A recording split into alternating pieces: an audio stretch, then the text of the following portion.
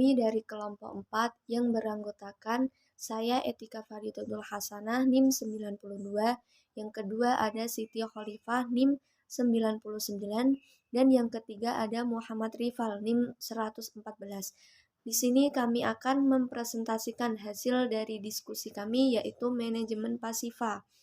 Nah, manajemen pasifa merupakan suatu proses di mana bank mengelola sumber dana yang berasal dari dana pihak ketiga atau masyarakat di pasar atau dengan menerbitkan surat utang untuk memenuhi kegiatan operasional bank, termasuk penyaluran kredit.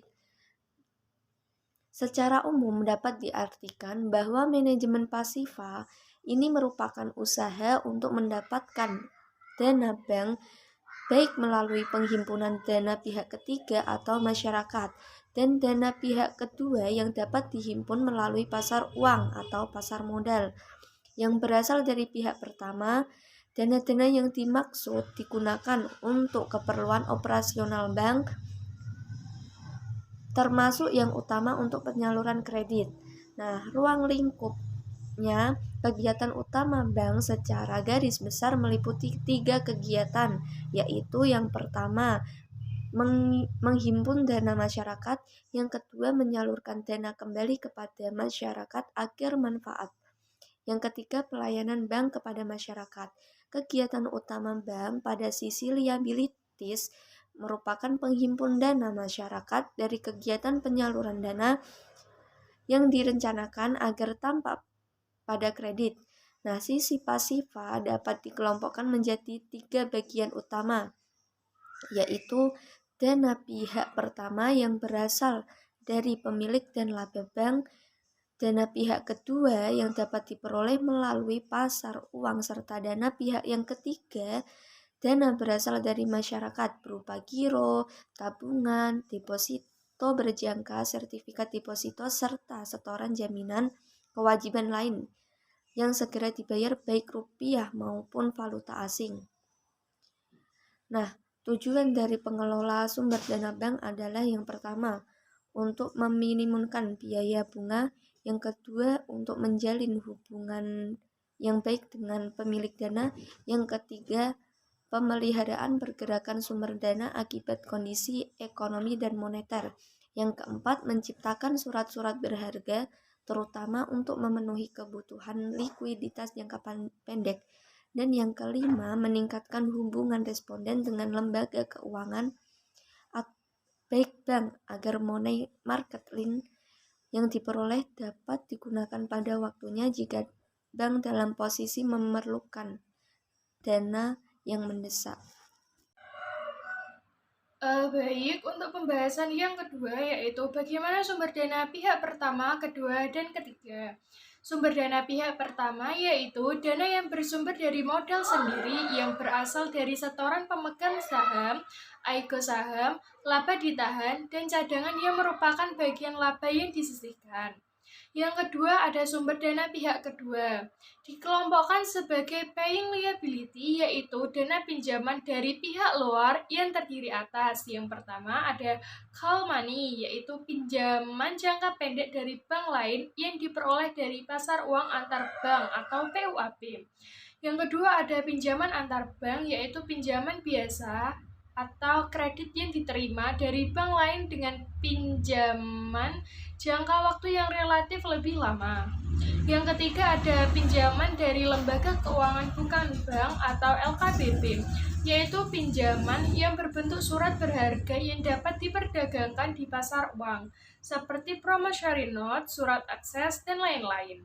Yang keempat ada pinjaman dari Bank Indonesia, yaitu pinjaman yang diberikan Bank Indonesia kepada bank seperti pada masa sebelum berlakunya Undang-Undang Nomor 23 Tahun 1999 tentang Bank Indonesia, yang dimana untuk membiayai usaha-usaha masyarakat yang berorientasi tinggi seperti investasi sektor-sektor ekonomi yang harus ditunjang sesuai instruksi pemerintah. Sumber dana pihak kedua dapat diperoleh melalui pasar uang antar bank dan melalui pasar modal dengan cara menerbitkan obligasi atau surat berjangka panjang lainnya. Yang pertama ada pasar uang, yang kedua perhitungan bunga pasar uang, yang ketiga ada peserta pasar uang, yang keempat ada instrumen pasar uang, yang kelima ada pasar modal. Sumber dana pihak ketiga. Dana pihak ketiga atau DPK termasuk dalam kelompok buying liability, yaitu dana yang dihimpun bank dari masyarakat. Adapun dana pihak ketiga terdiri dari yang pertama, giro, yaitu simpanan masyarakat pada bank yang penarikannya dapat dilakukan setiap saat dengan menggunakan cek, biliet giro, surat pemerintah pembayaran, atau dengan cara pemindah bukuan. Yang kedua ada deposito berjangka, yaitu simpanan berjangka masyarakat pada bank yang penarikannya hanya dapat dilakukan dalam jangka waktu tertentu berdasarkan perjanjian. Yang ketiga ada tabungan, yaitu simpanan masyarakat pada bank yang penarikannya hanya dapat dilakukan menurut syarat-syarat tertentu. Yang keempat ada dana sementara, yaitu sumber dana yang berasal misalnya dari uang titipan, dana transfer, dan hasil inkaso yang mengendap karena belum diambil oleh si penerima setor, impor, setoran jaminan, bank garansi, dan lain-lain. C. Faktor yang mempengaruhi sumber dana bank syariah. Selain dari pemilik modal dalam bentuk saham, bank syariah juga memperoleh dana utamanya dari simpanan nasabah. Simpanan dapat berasal dari aneka produk seperti tabungan reguler, deposito, dan giro. Dana dari dua sumber itulah yang kemudian disalurkan dalam bentuk pembiayaan oleh bank syariah. Nah, kemudian apa yang mempengaruhi nasabah untuk menabung pada bank? Yang pertama ada jumlah bagi hasil. Nah, jumlah bagi hasil ini ketika suatu bank memberikan jumlah bagi hasil kepada nasabah dengan presentasi yang besar untuk nasabahnya, maka itu akan menarik nasabah untuk menghimpun dananya di bank tersebut. Yang kedua adalah kantor layanan. Nah, makin banyak jumlah kantor bank, maka kesempatan masyarakat untuk menabung semakin banyak dan meningkat. Pelayanan yang baik terhadap nasabah juga berpengaruh pada minat masyarakat untuk menabung dananya di bank tersebut. Yang ketiga adalah pendapatan nasional. Menurut pandangan modern, yaitu pandangan sesudah masa klasik, tabungan tergantung kepada pendapatan nasional. Pada tingkat pendapatan nasional yang rendah, tabungan adalah negatif, yaitu konsumsi masyarakat lebih tinggi daripada pendapatan nasional. Semakin tinggi pendapatan nasional, semakin tinggi tabungan masyarakat. Menurut Budiono, PDB merupakan salah satu instrumen paling penting untuk dapat menghitung pendapatan nasional. PDB merupakan nilai dari akhir keseluruhan barang jasa yang dihasilkan oleh semua unit ekonomi dalam suatu negara, termasuk barang dan jasa yang dihasilkan warga negara lain yang tinggal di negara tersebut. Nah, yang keempat ada inflasi. Apakah inflasi itu? Inflasi secara umum sering dipahami sebagai meningkatnya barang secara keseluruhan. Nah, bagaimana inflasi dapat mempengaruhi minat nasabah untuk menabung? Nah, ketika terjadi inflasi, bank sentral akan menaikkan suku bunganya dalam mengatasi inflasi tersebut. Maka otomatis akan menarik nasabah untuk menyimpan uangnya di bank dan juga akan mengurangi permintaan masyarakat terhadap peminjaman. Nah, dengan naiknya suku bunga tersebut, maka para nasabah akan tertarik untuk mendapatkan imbalan dari suku bunga tersebut, imbalan yang besar dari suku bunga yang telah dinaikkan tersebut. Nah, yang terakhir adalah tingkat kepercayaan.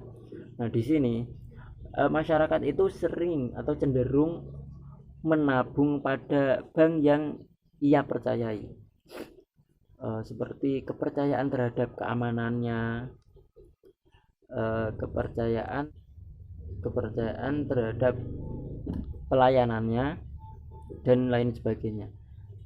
Seperti itu. Yang selanjutnya akan diteruskan oleh rekan saya. Terima kasih. Selanjutnya, D. Perhitungan biaya di suatu bank. Dalam menjalankan usaha bank, manajemen bank harus memperhitungkan seluruh biaya yang dikeluarkan berkenaan dengan mobilisasi sumber dana secara cermat dan akurat.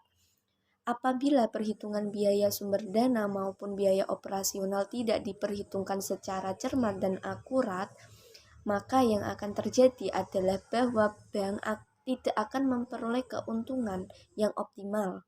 Nah, biasanya bank akan mengalami kesulitan dan memasarkan produk-produk aktifanya yang disebabkan oleh tingkat yang tidak kompetitif atau mahal, yang pada akhirnya bank akan menderita kerugian. Nah, ada beberapa jenis biaya yang harus diperhitungkan bank dalam menjalankan usahanya, yaitu sebagai berikut. Yang pertama ada cost of fund. Ini biaya yang dikeluarkan bank atas dana yang dihimpun sebelum diperhitungkan besarnya pemenuhan persyaratan giro wajib minimum atau GWM atau reserve requirement atau RR. Yang kedua, cost of fund current account atau giro. Yang ketiga, cost of fund time deposit atau deposito berjangka. Yang selanjutnya ada cost of saving account atau tabungan. Yang selanjutnya ada total cost of fund. Nah, sekian presentasi dari kelompok kami. Apabila ada kekurangan kata atau kesalahan kata, mohon dimaafkan. Wassalamualaikum warahmatullahi wabarakatuh.